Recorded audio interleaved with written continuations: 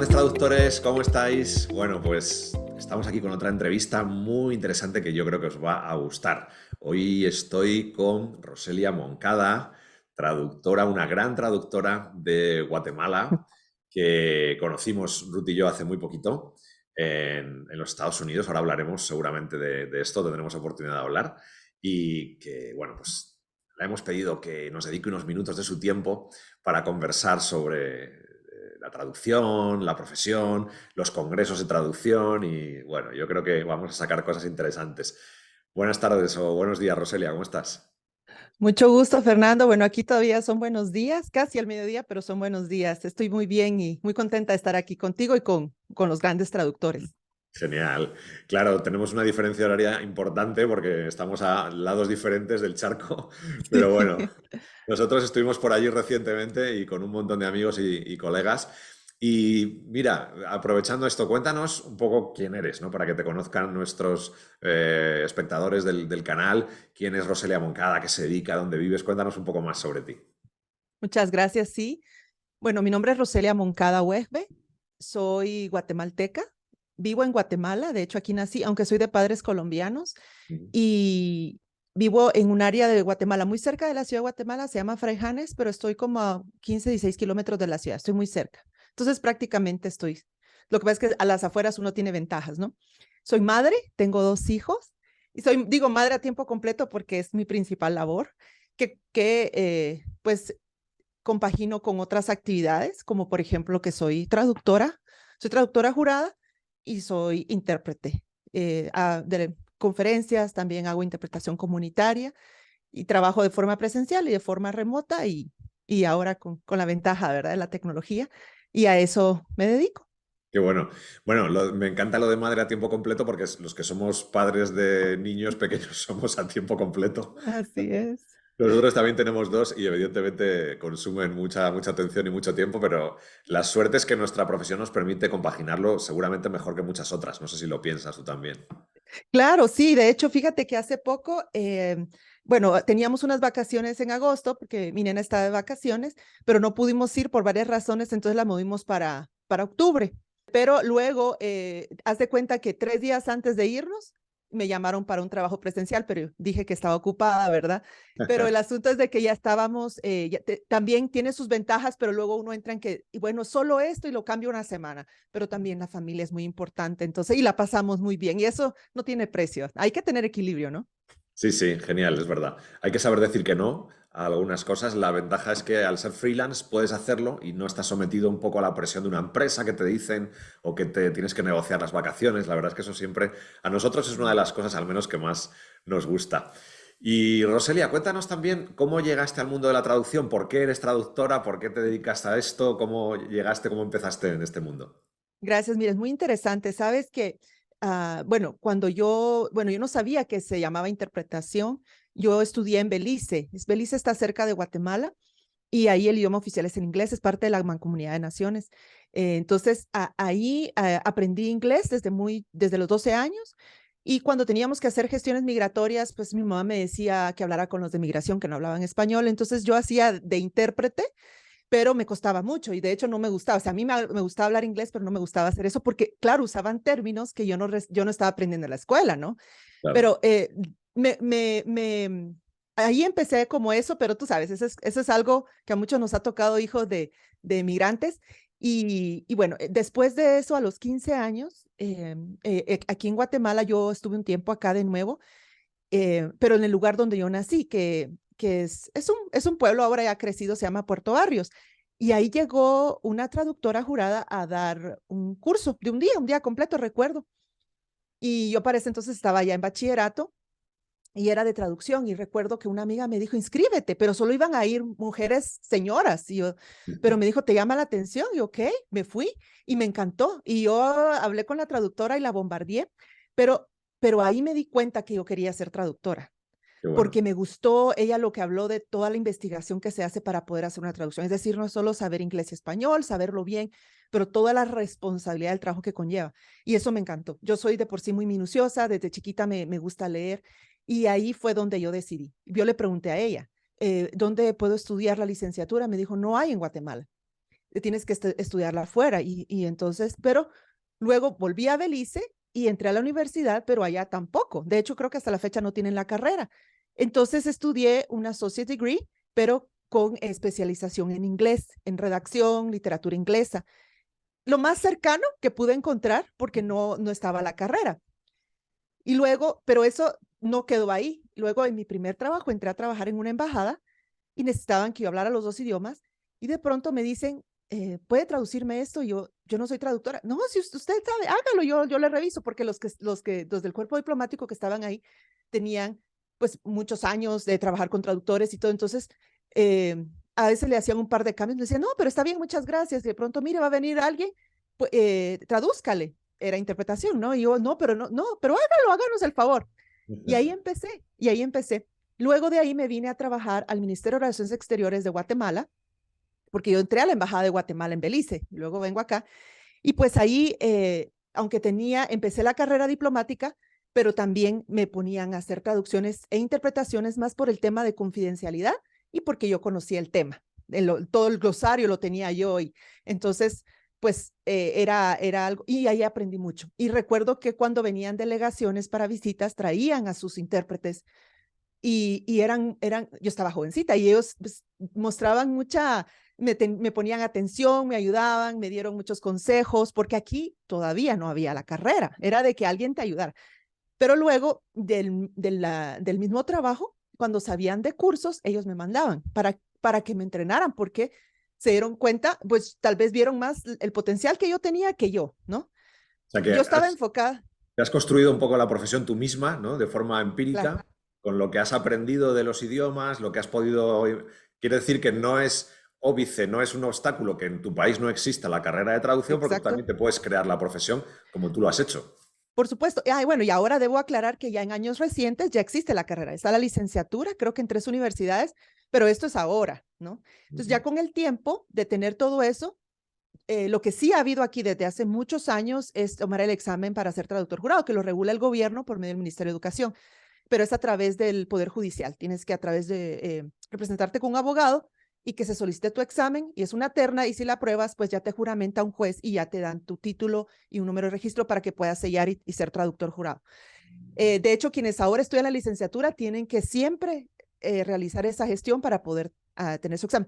Entonces, ya en años más recientes hice el proceso y tengo mi número de traductora jurada. Entonces, soy traductora jurada oficialmente en inglés y español, pero también soy intérprete porque me he formado, por ejemplo, en cursos en línea, en universidades, y, y entonces así es, he continuado con esa ha sido más empírica porque en el momento no tuve, ahora yo hubiera querido tener lo que otros, lo que tienen ahora, ¿no? Pero eso es así fue como me inicié. Qué Llegué a bueno. este mundo bonito. Pues el amor a la traducción, a la profesión, ¿no? Sí, De intérprete y traductor al final te hizo pues investigar, buscarte la vida de alguna forma, ¿no? Como decimos aquí, para conseguir esa formación por aquí y por allá. Bueno, esto es algo que también en España no existía la carrera hasta hace un par de décadas y hay muchos traductores que se han formado por su cuenta, ¿no? Y es otra forma pues tan válida como otra cualquiera. Al final es la experiencia y el día a día pues lo que te da esa capacidad de traducir bien. Y todos empezamos traduciendo mal, ¿no? Cuando empezamos y vamos aprendiendo pues poco a poco con el tiempo. Me encanta correcto. tu experiencia que nos la hayas contado. Y Roselia, cuéntanos también, bueno, ahora que ya has construido una carrera, que ya tienes tu profesión, ¿cómo es el día a día de un traductor en Guatemala? ¿Qué ventajas o qué dificultades tienes para encontrar clientes, para trabajar? Porque ahora eres freelance, no trabajas para una Así es. embajada ni nada, ¿verdad? Ujú. Sí, ahora trabajo como autónoma. Y entonces sí, por supuesto, tiene las ventajas de ser autónomo en muchos lugares, pero también, sí, bueno, aquí hay muchos documentos legales o todo lo que tiene que hacer con trámites del Estado, si son documentos que vienen en otro idioma que no sea el español, pues tiene que hacerse la traducción jurada. Eso está así. Mm. Sin embargo, hay más campo, te puedo decir, en la traducción jurada en los temas legales, en bufetes de abogados y eso y hay que ir consiguiendo clientes, pero hay una situación que a mí la he visto en tiempos recientes que muchos ya tienen sus traductores. Y a mí, aunque pues yo me pongo a la orden, se me hace difícil, o sea, no me parece como llegar, mire, yo le mejoro la tarifa, para mí eso no es ético y decirle, pues me quito al otro que esté. No, me ha pasado en 2 ocasiones que clientas que tenían sus traductores fallecieron. Entonces empiezan a buscar y me han encontrado. Entonces eso sí se me hace a mí que pues es más limpio, ¿no? Que andar. Y me ha tocado hacer mucho networking para poder encontrar clientes, porque sí es un reto, trabajo hay, yo lo digo, yo se lo digo a los colegas aquí en Guatemala, no puedo decir otros países, pero en mi entorno hay mucho trabajo y a veces me ha tocado hacerle ver a los clientes la necesidad que tienen que no sabían que ellos tenían. Entonces, para mejorar su clientela, para mejorar sus tarifas, entonces es un gana-gana, ¿no? Pero sí, Guatemala hay mucho trabajo, te puedo decir, también nos buscan, tú sabes, en línea por el tema de la localización, ¿verdad? Porque siempre piden, por ejemplo, encuestas, páginas web o para publicidad, que aquí en Guatemala y en algunas regiones de Centroamérica no le dicen localización, le dicen tropicalización, pero se refieren a la localización. Entonces hay trabajo en línea y entonces, y también hay Total. trabajo de interpretación remota, porque hay muchas ONG que contratan y te piden específicamente que estés familiarizado con la jerga de Centroamérica o de México, Centroamérica, y entonces ahí nos va bastante bien. Entonces, a mí me toca doble porque busco para la traducción, pero también para la interpretación. Lo único es que, bueno, yo soy miembro de la Asociación Guatemalteca de Intérpretes y Traductores y hay un tarifario sugerido y eso es una ventaja. Pero también los que no son miembros, pues tú sabes que cobran, ¿verdad? Lo que ellos quieren y ahí es donde a veces viene, ¿verdad? Un poco de que dicen, bueno, pero tú cobras más caro y eso, pero yo les hago ver que soy miembro de la asociación y tengo que regirme por eso, ¿verdad? Pero sí, así es. Y entonces a veces hay mucho trabajo y hablo con colegas y es como que todas tenemos mucho trabajo y de pronto estamos así y como que no hay trabajo. No sé por qué, pero sí, sí hay trabajo y entonces trato de los días que no tengo mucho, es cuando me pongo al día con webinars o buscar clientes, enviar cotizaciones y actualizar redes sociales, porque yo sé que cuando me llega me dedico al 100 a lo que me llega, Claro. ¿no? Me encanta que nos cuentes esto porque hay algunas personas nos dicen, yo vivo en un país muy chiquito, aquí no hay trabajo de traducción. Mira, trabajo hay en todas partes, hay que saber buscarlo, obviamente, y hay que esforzarse porque el trabajo no llega solo, pero trabajo de traducción hay a patadas en todo el mundo, países grandes, pequeños. Sí. Y hablando del networking que nos has comentado hace un momentito, oye, me apetece y de hecho un poco el motivo de esta entrevista es que nos cuentes ese objetivo tan estupendo, tan bonito, del que nos hablaste hace muy poco en Los Ángeles, que te marcaste de ir a un congreso, de hacer networking a Sí. nivel internacional. Cuéntanos un poco cómo fue esta cosa. Pues fíjate que ahí es donde entran tú y Ruth, ¿verdad? Porque una colega me habló de ustedes que tienen recursos y glosarios y entonces los empecé a seguir en redes sociales y a visitar su blog y eso, pero recuerdo que en una oportunidad, en un video, creo que fue justo para empezar la pandemia por ahí, imagínate, casi 3 años, y entonces tú hablaste de que cuando fueron la primera vez a la ATA y cómo les ayudó y que si bien es una inversión económica, pero me encantó que ustedes fueron y dijeron que si podíamos ir, aunque sea una vez en la vida, que lo hiciéramos. Pero yo antes de eso había pensado, ¿cómo voy a ir a la ATA? Yo sentía, bueno, de Guatemala, tú sabes que uno siempre está como que el síndrome del impostor o uno mismo sabe que está en un país tercermundista y eso. Y entonces, cuando Estamos yo escuché hablando, lo, perdona Roselia, por si alguien no ¿sí? lo conoce, de la American Translators Association, que es la asociación de Sí. traductores más grande del mundo, que todos los años, por octubre o por ahí, organiza un congreso en los Estados Unidos, que es el más importante donde van traductores de todo el mundo. Es por solamente, perdóname que acote ahí por si alguien no lo sabía. Sí, tienes razón, es cierto. Sí, porque uno dice la ATA o ATA y sí. Bien. Entonces, pues cuando tú lo mencionaste y recuerdo que aparecieron unas fotografías de cuando ustedes fueron a ese congreso, a ese primer congreso, yo vi la alegría que tenían y lo que dijiste de cómo sirve por muchas razones, por networking, para saber cómo está el sector de la traducción, ¿verdad? Cómo están trabajando los colegas alrededor del mundo. Pero yo antes de eso había pensado, yo ir, imposible, pero cuando tú lo dijiste y nos hablaste estabas hablando en general, estudiantes, nobles, a los que ya tenían años trabajando, que si podían hacer esa inversión, y entonces ahí cambié mi mentalidad y yo dije, yo tengo que ir. Entonces, me hice miembro de ATA, de la asociación, y entonces luego empecé a pensar, bueno, ¿cómo voy a ir? Pero claro, en eso entró la pandemia y creo que esos 2 años siguientes los hicieron en línea, ¿no? Sí, justo, sí, sí.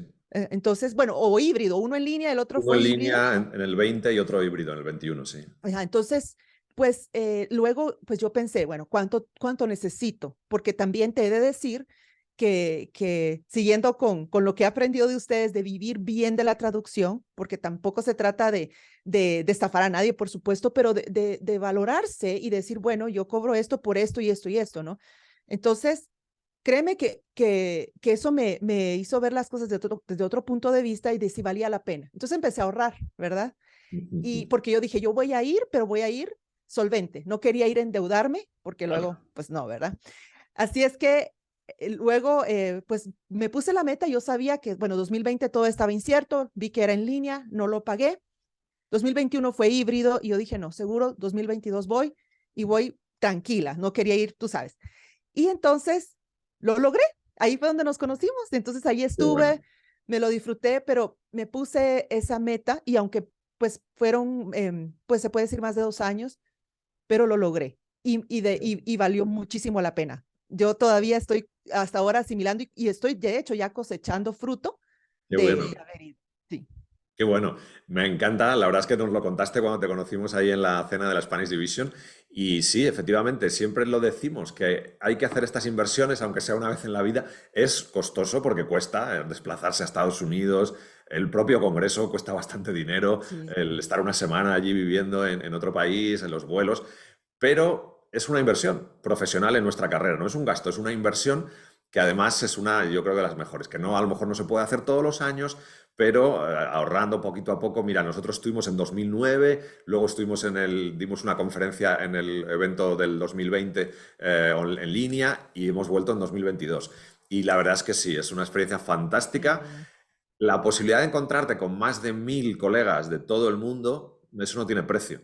De hablar con ellos, de conocerles, de charlar en las cenas, en los cafés, te cuentan cómo hacen y ahí se aprende muchísimo. Y la verdad es que, pues oye, nos encanta que hayas seguido nuestro consejo y que lo hayas hecho, que hayas ido ahorrando como hormiguita poco a poco para conseguirlo. Oye, y cuéntanos qué sacaste de ese congreso, qué fue lo que mejor te llevaste. No sé si se puede resumir en una o dos o tres cosillas. Bueno, gracias. Sí, el conocer y ver el lado humano de los colegas, porque de donde sean y de la trayectoria que tengan, ver que son seres humanos y tienen retos y ver eso y conectar, eso es hermoso. También de alguna manera encontrar algunos que tienen tus mismos intereses y eso es muy bonito. A mí me encantó. Y también poderme dar cuenta de que, te digo, siempre, aunque estoy en Guatemala, ver cómo estoy a nivel de los colegas que estaban allá, desde los nombres de las ponencias, escuchar, conversar y ver y decir, bueno, aquí voy bien, qué herramientas usan, etcétera, y poder decir, es como un examen. Pues a mí me ayudó bastante para ver cómo estoy, sí, pero resulta ser que no estoy tan mal como yo pensaba, porque uno siempre como que tiende a pensar, bueno, yo estoy hasta allá y de pronto, pues sí, te superan por mucho algunos, pero te das cuenta de que puedes, hay cosas en las que puedo mejorar y ya tengo más la idea o a quién contactar para poder hacerlo. Y eso me ayudó mucho.